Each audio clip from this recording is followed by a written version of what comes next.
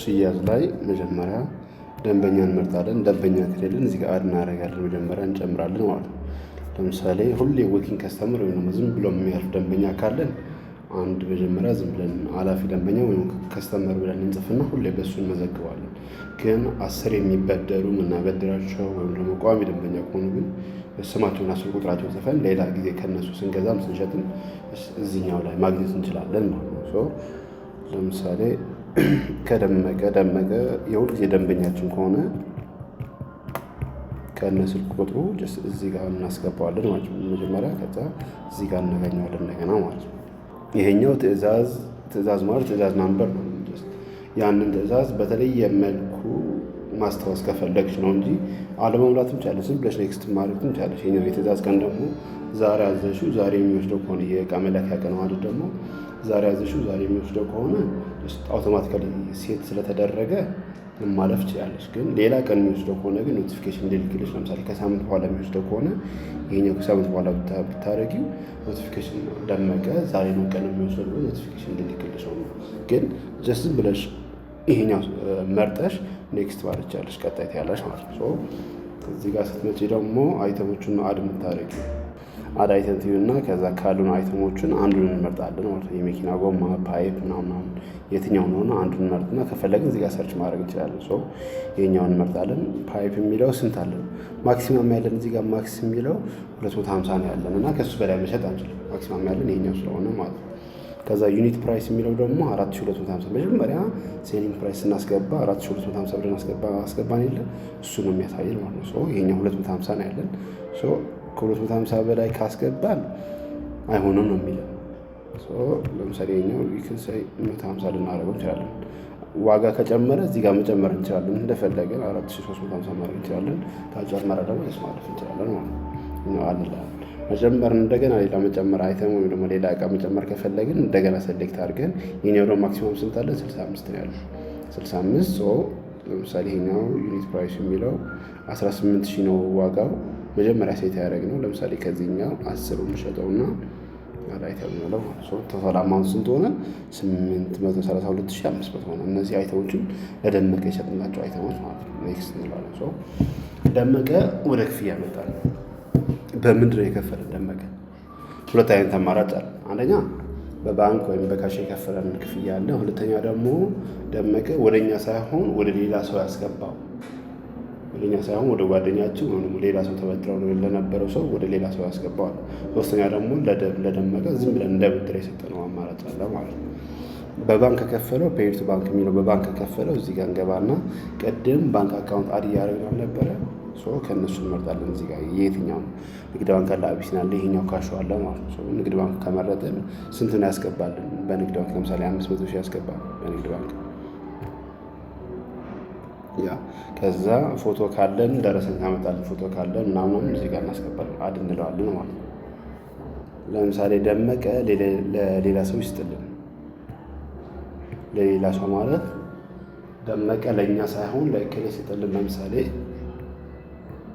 ከበደ ለሚባል ሰውዬ ይስጥልን። ወደኛ ሳይሆን ወደ ከበደ አድ እንለውና ይሄኛው ከበደ ለምሳሌ ለከበደ 100 ሺህ ከሰጠልን አድ እንለዋለን እዚህ ጋር ማለት ነው። ስንት ይቀረናል? 232500 እዚህ ጋር ያሳያል። ቶታሉ 832500 ነው። ለከበደ የሰጠልን 100 ሺህ ነው። በባንክ ያስገባልን 500 ሺህ ነው። የቀረው ደግሞ ስንት አለው? 232500። ይሄኛው ቀርቶታል ይለናል። ይሄኛው አልከፈለም ወይም ደግሞ እንደ ብድር ይዟል ማለት ነው።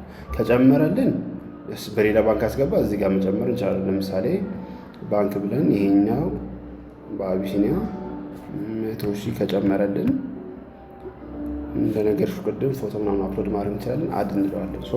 ስንት ይቀረዋል? በባንክ ስንት ታስገባልን? ቶታል 600 ሺህ ከዛ ብድር 132500 አለ ማለት ነው።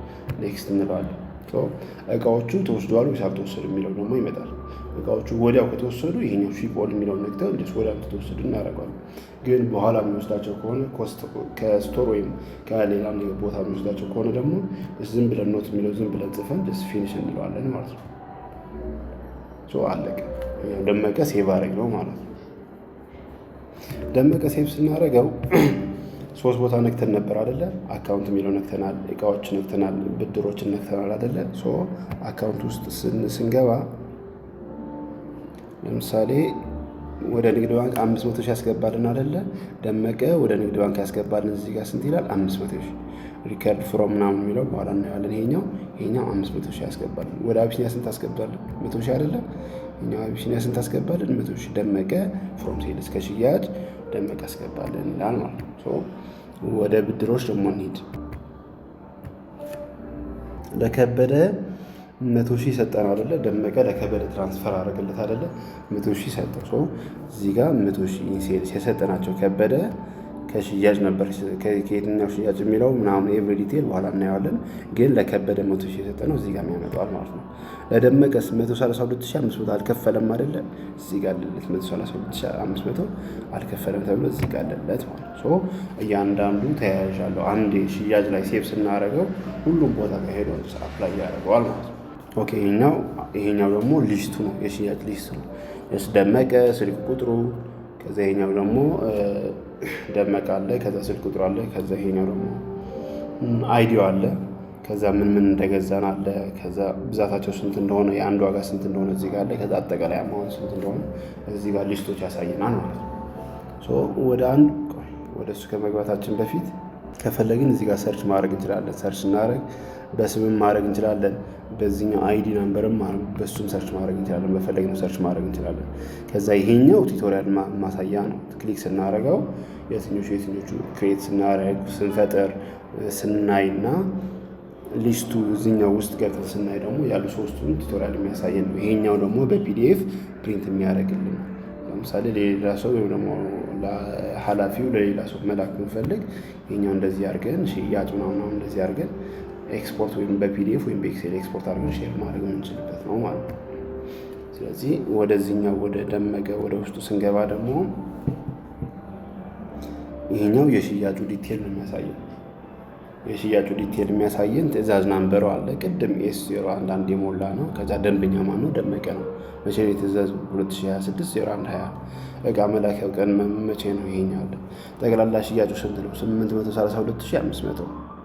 ከዛ በባንክ ያስገባልን ስንት ነው? 600,000። ብድር ራሱ ተበድሮ የወሰደው ስንት ነው? 132,500። ለሌላ ሰው የሰጠልንስ 100,000።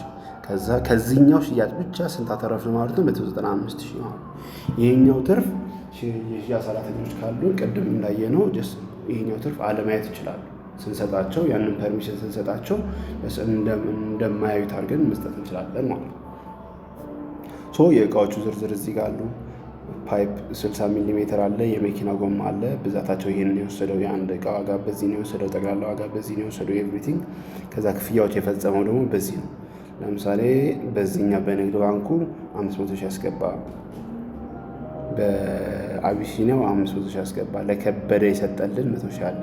በብድር የወሰደው ራሱ በብድር የወሰደው ደግሞ 132,500 አለ። የተቀበሉት የሚለው ደግሞ ይሄኛው እቃው ስላልተቀበለው ነው እንጂ ቢቀበለው ነው በኋላ እናየዋለን። እዚህ ጋር ይመጣ ነበር ማለት ነው። ሲቀበለው እዚህ ጋር ይመጣል።